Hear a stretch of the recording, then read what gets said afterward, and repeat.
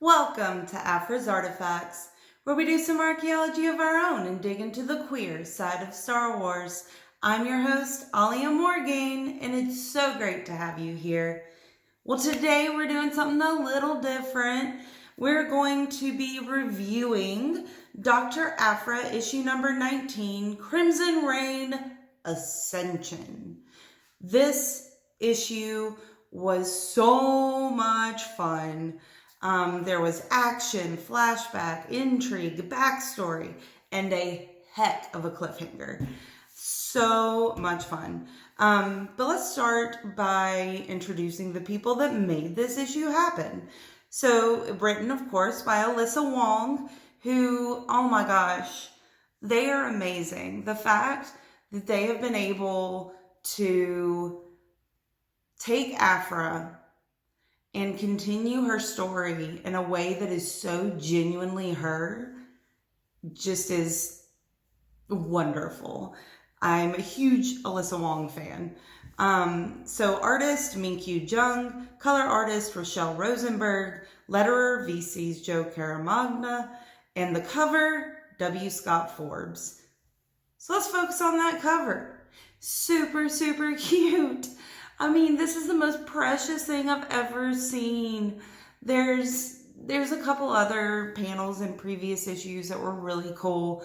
Really cute, adorable of Aphra. But this is just like, you get Ko, you get Sana, and you get Aphra laying in a circle, just kind of like forever friends. Even though I seriously doubt that they were ever forever friends, because it's very clear that Aphra and Ko were frenemies for sure. Sana too, with Aphra, were frenemies with Ko. So adorable cover. Back to the issue in general, I was hooked the entire read. And like I said, I commend Alyssa Wong for being such an incredible portrayer of my favorite space archaeologist. Plus, this issue contained eight canonically queer characters, 3 lesbian, 4 non-binary, and 1 queer man. Veritable smorgasbord of representation, and just, makes me so incredibly happy. This is what getting diversity in the writer's room does. Real stories for real people who desperately desire to see themselves portrayed positively in pop culture. Case in point, how the issue opened. So we get a very heartfelt and relatable situation in the opening of this issue that involves Ko. And it is a true gender identity crisis moment. Finally, we get to see that there's more to non-binary and trans people's gender identities than just pronouns. Oh my God, this is the first instance of a non-binary or trans character having a gender identity experience. And I'm so thankful for it. It's so good. So what happens? There's a flashback to their first day at the University of Barleth. So Ko's first day at the University of Barleth. And Ko is trying to register as a new student, but the registrar refuses to accept them because Ko is not the name in the records. They get flustered and uncomfortable, having to deal with a reminder that the name does not match how they feel about themselves. Something that happens all too frequently, of course, for non-binary and trans people in today's society. Aphra, wanting to help out because of her big heart, but also with an ulterior motive because of her cold and calculating brain, swoops in to save the day for Ko by claiming that it's an ID issue that Ko has been trying to fix for years, and that the two have known each other for a very long time. Surprisingly, it works, and the registrar lets Ko through. So we get an experience that is a real-life experience that a real-life group of people deals with. And I think this is so wonderful for creating that connection with the material, that connection with the fandom. Being able to see yourself in that person. I am just over the moon about it. And as for Ko, I cannot wait to do a video all about this chaotic, non-binary disaster. I want more of their story to play out, though, before I do so I can do them justice. So that's in the future, but there will be a video on Ko for sure. One thing that does bother me is that Aphra immediately uses they, them pronouns and assumes that if it's a name issue, that Ko must be non-binary or trans.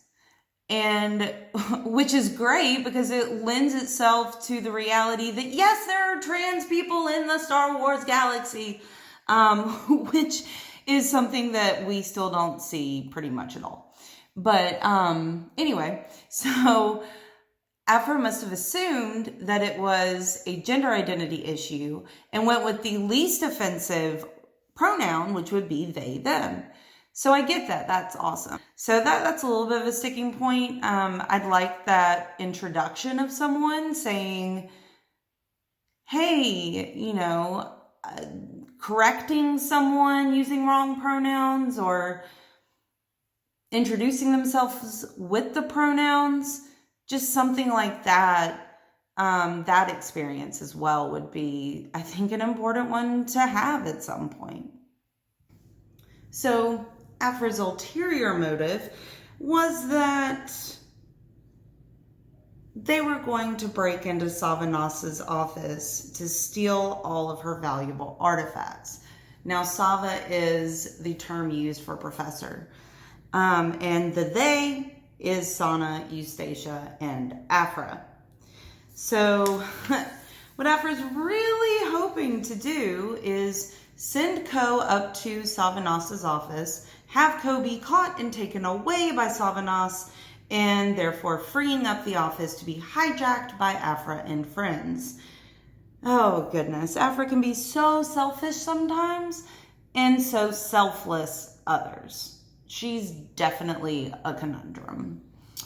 So in the present timeline, that's the flashback. So in the present timeline, Ko is back at the University of Barleth, this time having snuck into the school unannounced, and makes their way to who else's but Savanas's office. Ko is convinced that the unyielding heart and the spark eternal are located beneath the university. And the spark eternal is an ascendant artifact that essentially makes you into a Sith.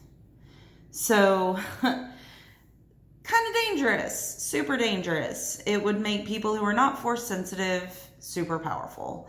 And the Ascendant is an organization, you can read more about the Ascendant in previous reviews I've done of Dr. Aphra on my blog, thestarwarsreview.blogspot.com. So the Ascendant is an ancient organization of people that use technology to try to be able to become Force users. They just sound super spooky.